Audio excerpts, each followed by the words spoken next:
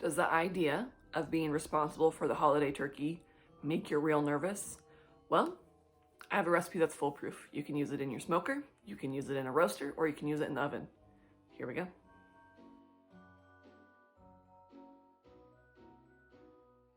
We're starting with 3 bulbs of garlic. We're going to remove the stems. I'm keeping most of the paper because you don't need to remove it for what we're doing. All the loose bits I did throw away, but just the roots get rid of. 2 onions, paper still on, remove the root.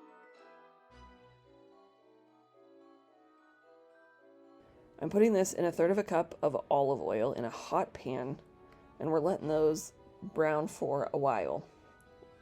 I'm adding this poultry herb blend, 2 tablespoons of peppercorn, and 20 cups of water. To the 20 cups of water, we're adding a pound of brown sugar and 1 cup of sea salt. We want that water pretty salty. I've also been juicing 2 oranges to add to it, and we're going to throw the rinds of the orange right in there, followed by 2 teaspoons of poultry seasoning. Go ahead and add the orange juice right at the end, right before it boils. Bring to a boil, turn it off, and let it cool to room temperature. I defrosted my turkey in the fridge for about 4 days. I'm removing the packaging and the ice and the innards and putting it in the biggest bucket I could find.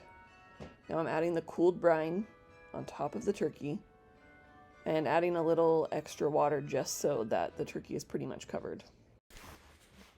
We put it in the refrigerator for 24 hours. Now we're removing it from the liquid and prepping it a few hours before we're going to put it in the smoker.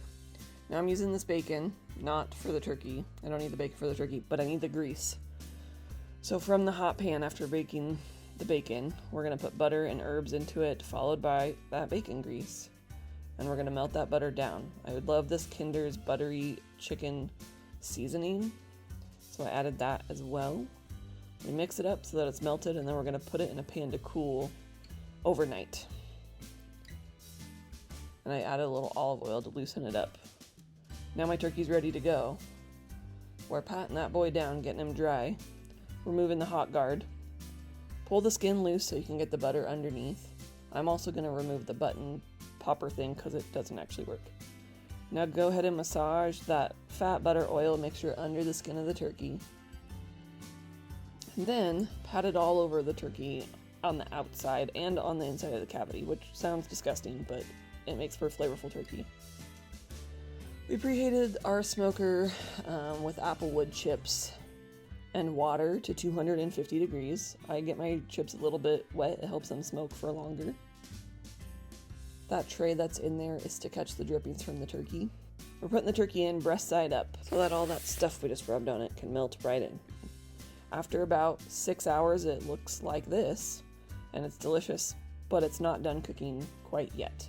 We're transferring ours to our electric roaster, taking all of that drippings that was saved from the smoker and pouring it back over the turkey, and I'll use that to baste it throughout the next 2 hours while I finish cooking it. We want to make sure the internal temperature gets to 165 degrees in the breast and 165 degrees in the leg at the bone. Side note, the gravy that came from that smoked liquid was divine. I'm doing a whole holiday dinner series, so like and follow so you can get the latest recipes coming your way. Eat well, be well.